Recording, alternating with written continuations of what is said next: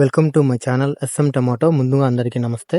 ఈరోజు గురువారం 19వ తేదీ మార్చి నెల 2026 సంవత్సరం.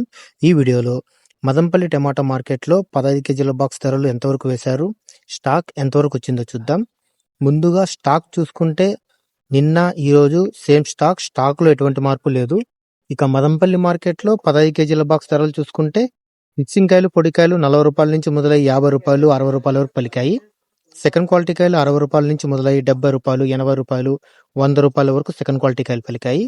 క్లాస్ కాయలు 100 రూపాయల నుంచి మొదలై 120, 130, 140 రూపాయల వరకు క్లాస్ కాయలు పలికాయి. ఈ రోజు మదంపల్లి మార్కెట్లో 15 కేజీల బాక్స్ సూపర్ టాప్ చూసుకుంటే 150 రూపాయలు ఇవ్వడం జరిగింది. 150 రూపీస్ టాప్ రేట్.